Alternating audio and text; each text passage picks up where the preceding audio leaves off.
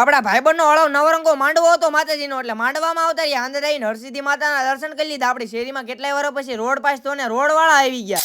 તો કેમ છો બધા મિત્રો, મજામાં દેશો? આપડા નવા મિની વ્લોગમાં તમારું બધાનું સ્વાગત છે. સવારે જાગી નાહી ધોઈને ફ્રેશ થઈ ગયા, મોટી દુકાને બેહવાનું કીધું એટલે ધ્યાન રાખવા આવતા રહ્યા. આપણી શેરીમાં કેટલાય વર્ષ પછી રોડ પાસ તો ને રોડ વાળા આવી ગયા. પછી તો જીસીબી ચાલુ કર્યું ને શેરીને લેવલ કરવા માંડ્યા. આ માઈ બેન કે મને વ્લોગમાં તો લે, પછી તો વ્લોગમાં લઈ લીધો. લાય માઈ પેપ્સી ખવડાય લે.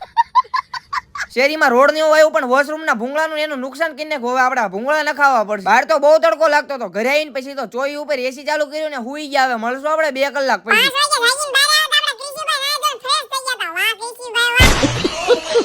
અમારે ત્રણ ને હળો માતાજીના નવરંગા માંડવામાં જવાનું એટલે માહી બેન ને તૈયાર કરતા. બારે જોયું આપડા કાકાની બધા તૈયાર થઈ ગયા હતા, એમને હળો માતાજીના માંડવામાં આવવાનું. પછી તો ગાડી કાઢી નીકળી ગયા હળો માતાજીના માંડવામાં.